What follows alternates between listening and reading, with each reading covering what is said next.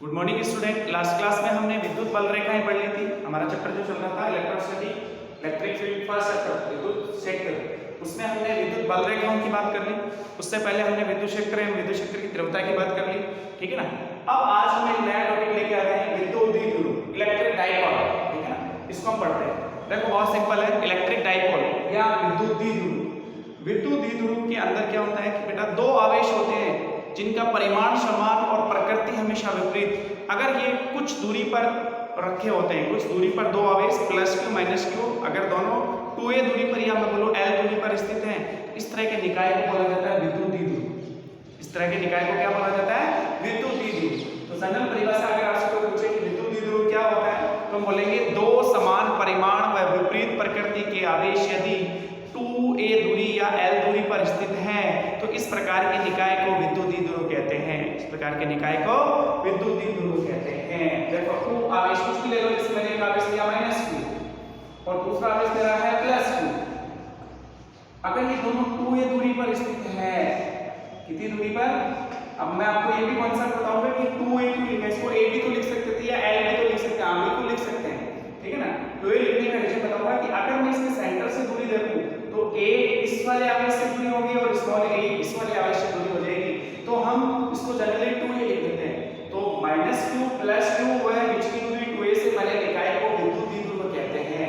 इस प्रकार के निकाय को विद्युत द्विध्रुव कहते हैं। अब एक जनरल क्वेश्चन इसमें से ये बनता है, ये तो डेफिनेशन हो गई कि विद्युत द्विध्रुव या एक आइडियल जो डाइपोल होता है, ये एक आदर्श विद्युत द्विध्रुव के लिए क्या कंडीशन होती है, उसकी क्या कंडीशन होती है? तो उसकी कंडीशन ध्यान से सुनो बेटा कि ये जो आवेश है इनका परिमाण जो है वो अधिकतम होना चाहिए और बीच की दूरी न्यूनतम होनी चाहिए। कंडीशन क्या है कि जो बीच की दूरी है अगर वो न्यूनतम हो और आवेश का परिमाण अधिकतम हो, तो इस प्रकार के निकाय को बोलेंगे आदर्श विद्युत द्विध्रुव, आइडियल इलेक्ट्रिक डाइपोल, ठीक है। तो डाइपोल की डेफिनेशन आपको क्लियर हो गई। हम बार-बार इसको डाइपोल बोलेंगे तो आप समझ जाना डाइपोल -q +q बीच की दूरी 2a के निकाय को बोला गया है। क्या ये कॉन्सेप्ट आपको समझ में आ गया कि आपसे कोई पूछे विद्युत द्विध्रुव क्या होता है तो आपको जनरल परिभाषा बतानी है कि दो समान परिमाण में विपरीत प्रकृति के आवेश अगर 2a दूरी पर स्थित हैं तो इस प्रकार के निकाय को विद्युत द्विध्रुव कहते हैं। अब देखो इसमें एक छोटी सी बात और करेंगे अपन, विद्युत द्विध्रुव आघूर्ण, विद्युत द्विध्रुव आघूर्ण, इलेक्ट्रिक डाइपोल मोमेंट, विद्युत द्विध्रुव आघूर्ण, इलेक्ट्रिक डाइपोल मोमेंट। इसको हम जनरली p सदिश से निर्देशित करेंगे, p वेक्टर से। ये सदिश राशि होती है विद्युत द्विध्रुव आघूर्ण। इसको हम किससे निर्देशित करेंगे बेटा? p सदिश से। ये सदिश राशि होती है। इसको डिफाइन कैसे करेंगे? देखो मैं पहले इसका फॉर्मूला लिखता हूं, p सदिश बराबर q * 2a सदिश।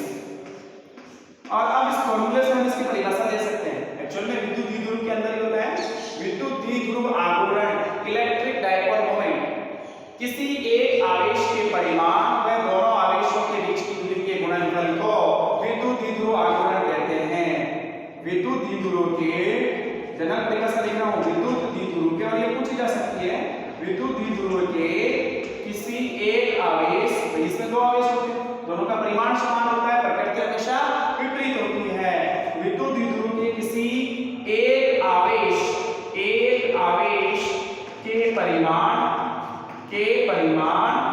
व दोनों आवेशों या द्विध्रुव की, इसको हम प्रभावी लंबाई भी बोलते हैं।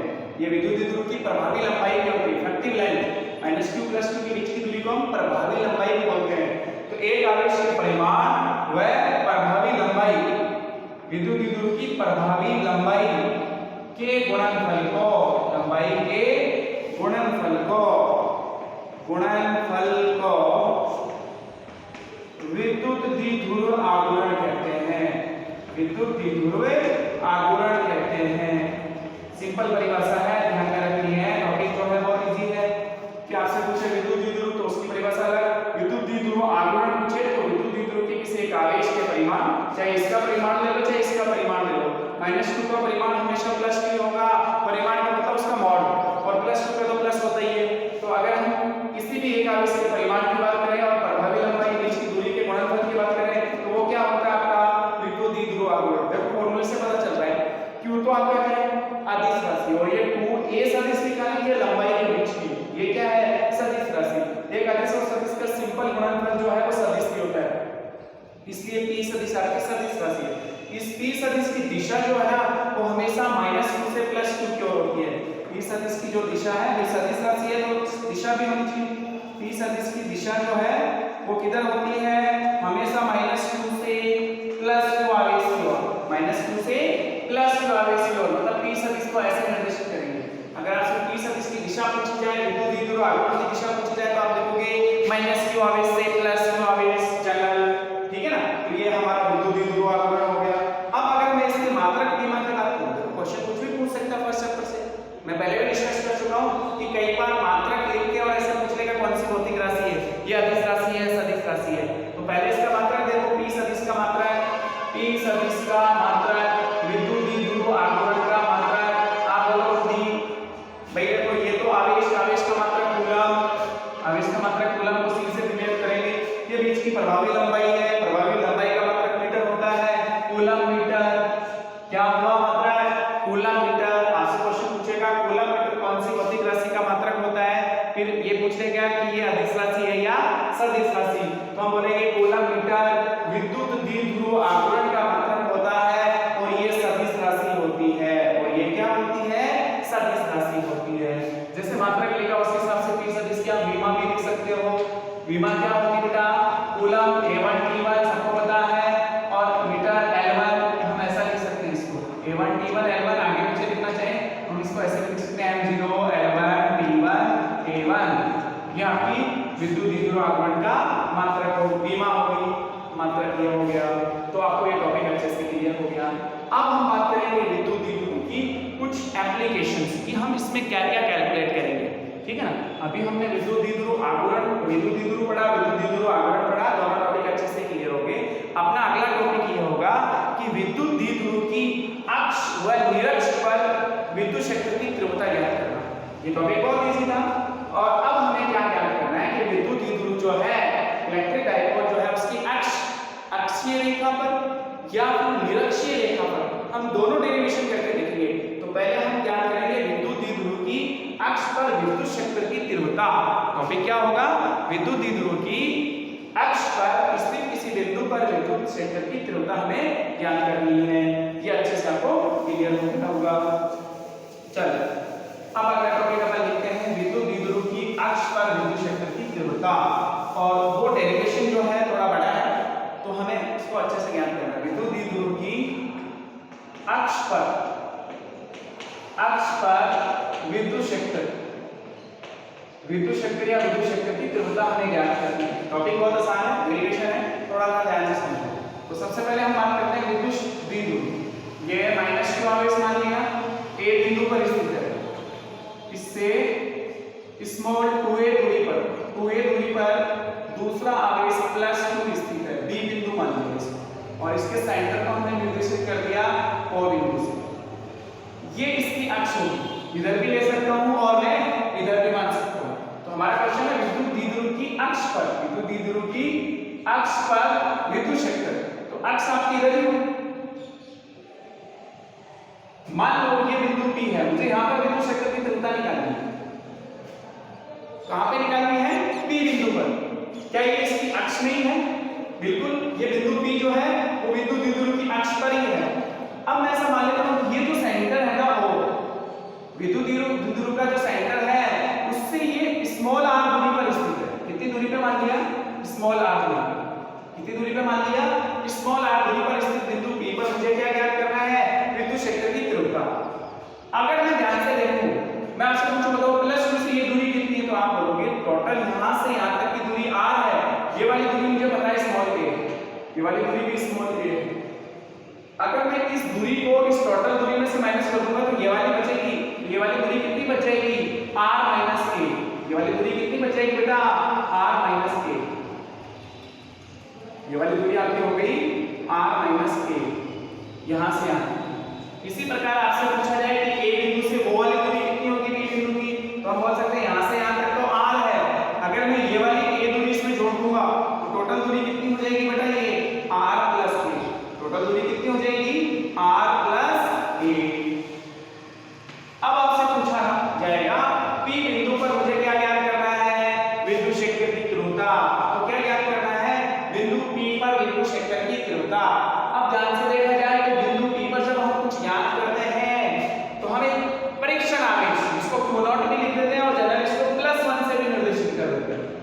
इसको हमने किससे निर्देशित कर दिया, +1। हम ऐसा मान के चलते हैं कि बिंदु P पर +1 आवेश है। कितना आवेश है, +1 कूलम।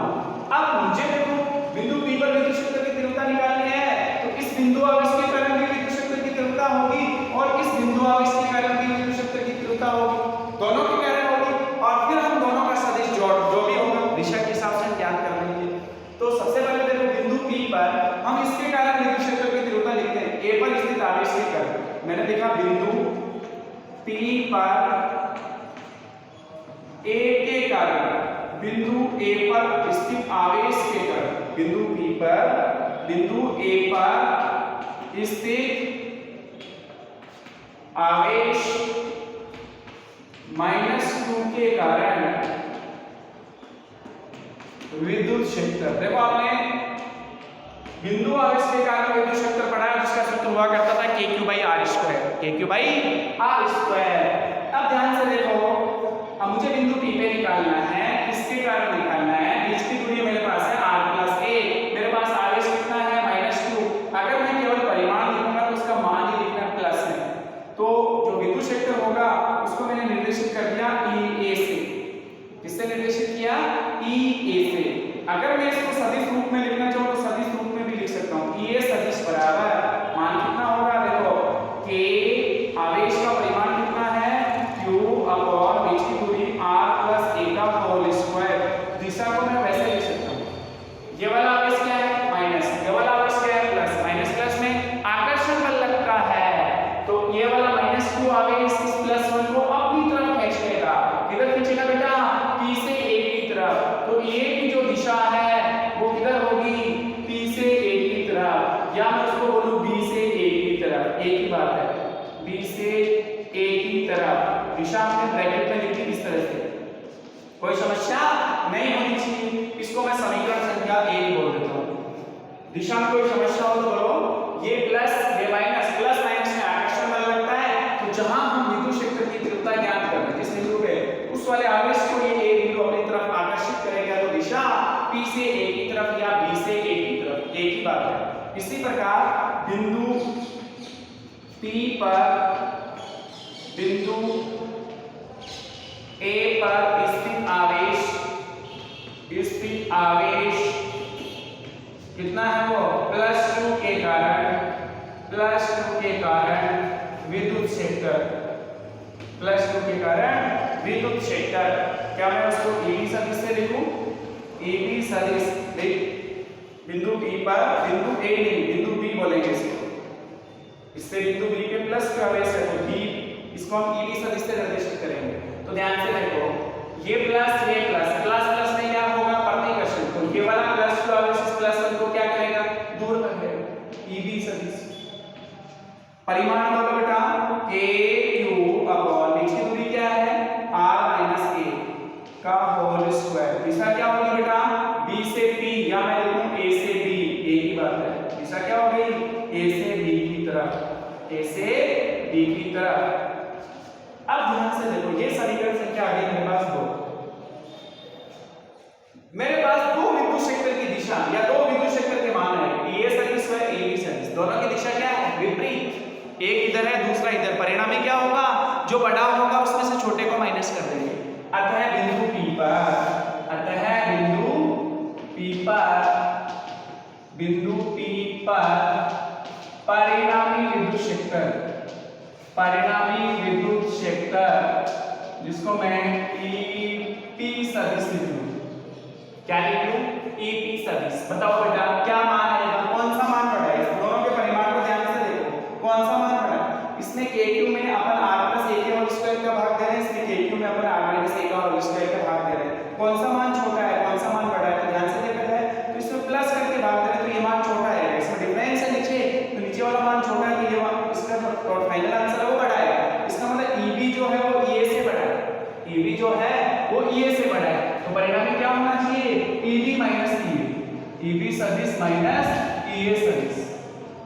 और अब मान रख लो EB सदिश माइनस EA सदिश, मतलब इसमें से इसको माइनस कर देंगे। तो अब इस परिणामी की जो दिशा है वो किस दिशा में होगा, EB की दिशा में। किस दिशा में होना चाहिए, EB की दिशा में। तो मैं इसको लिखूं EP सदिश बराबर, EB का परिमाण कितना है, KQ/R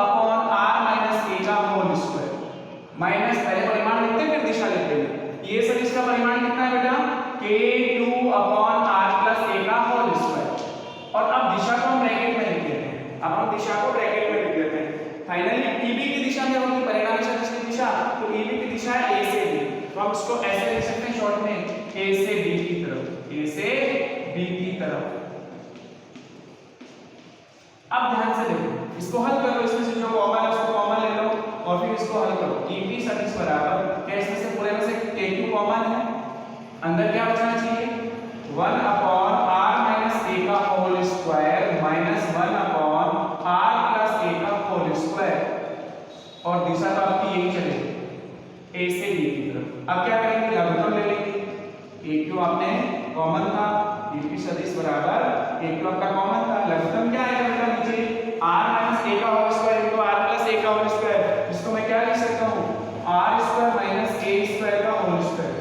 थोड़ी देर के लिए आप स्क्वायर भूल जाओ, r minus a into r plus a plus b into a minus b, a square minus b square होता है ना, उसी तरह से हमने लिख लिया। फिर उसके बाद जो स्क्वायर था उसको एज इट इज सॉल्व कर लिया। आप चाहो तो अलग-अलग भी लिख सकते हो। अब ध्यान से देखो, जब इसमें इसका भाग करूंगा तो आपके पास ये बचेगा, इसको हम एक्सपेंड करके यहां लिखेंगे तो क्या आएगा answer r square plus a square plus 2r, बीच में माइनस का साइन है, जब इसका इसमें भाग देंगे तो ये बचेगा और माइनस को साथ में मल्टीप्लाई करना, क्या लिखूंगा minus r square minus a square plus 2r, r2r minus 2r आएगा, बट ये वाला माइनस जब अंदर गुणा होगा तो वो प्लस 2r हो जाएगा। r स्क्वायर से r स्क्वायर कैंसिल हो गया, a स्क्वायर से a स्क्वायर कैंसिल हो गया, 2r plus 2r 4r। EP सदिश का परिमाण आया, दिशा आपकी वही चलती है, दिशा आपकी वही आएगी।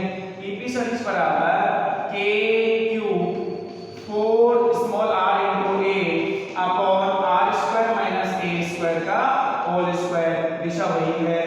इसका मतलब ध्यान से देखो बेटा, फाइनल वैसे आंसर ये भी हो गया, बट इसको हम थोड़ा सा और हल कर सकते हैं, और थोड़ा सा हल करने के बाद देखो ध्यान से क्या चीज निकल के आएगी आपके सामने, वो भी हम डिस्कस कर लेते हैं।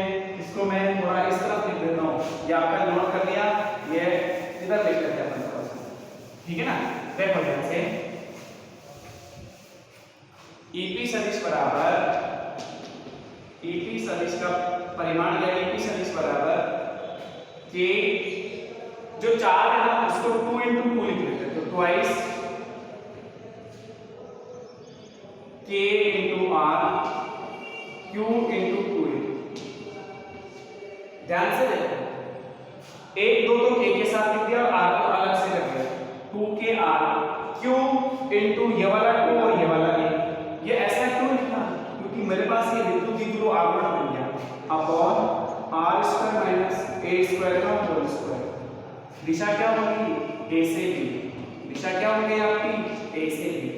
क्या इसको मैं क्या लिख सकता हूं, क्योंकि p सदिश का परिमाण बराबर q into 2a, p सदिश का परिमाण क्या हो गया q into 2a, तो इसको मैं क्या लिख सकता हूं p सदिश का परिमाण, तो EP सदिश बराबर ट्वाइस k p सदिश का परिमाण into r upon r square minus a square का होल स्क्वायर। दिशा वही आपकी a से b, दिशा क्या होगी a से b। ध्यान से देखो, इस p सदिश की दिशा भी तो a से b है, -2 से +2, तो ये जो परिमाण है इसको हम सदिश रूप में लिख लेते हैं, तो आपको ये नहीं लिखना पड़ेगा। तो EP सदिश आपके पास आ गया ट्वाइस k p सदिश r upon r square minus a square का होल स्क्वायर। अब आपको इसको a से b नहीं लिखना पड़ेगा, आप ऐसे शॉर्ट में लिख सकते हो। अब देखो इसकी एक स्थिति, वैसे आंसर ये आ गया फाइनली, x पर विद्युत क्षेत्र की तीव्रता इतनी होगी, परिणामी विद्युत क्षेत्र दिशा के साथ, जिधर p सदिश की दिशा होगी उधर ही परिणामी विद्युत क्षेत्र की दिशा होगी। अगर मुझे ये लिखना हो या मुझे स्थिति पता हो कि r का मान a से बहुत बड़ा है, r का मान a से, कंडीशन डाल दी कि r is greater than small a, r का मान स्मॉल a से बहुत बड़ा, मतलब x पे बहुत ज्यादा दूरी पे जाके हम विद्युत क्षेत्र की तीव्रता ज्ञात करें, तो उस केस में r का मान a से बहुत बड़ा होगा, और जब r का मान a से बहुत बड़ा होगा तो इस वाले सूत्र में जहां अंतर या प्लस हो रहा है उस केस में a को हम क्या कर देंगे नगण्य मान लेंगे। तो EP सदिश कितना आ जाएगा आपके पास, EP सदिश बराबर ट्वाइस k p सदिश इनटू r, आपको a को नेग्लिजिबल करना है, r की स्क्वायर का होल स्क्वायर, r की घात 4, r की घात 4। जब आप इसको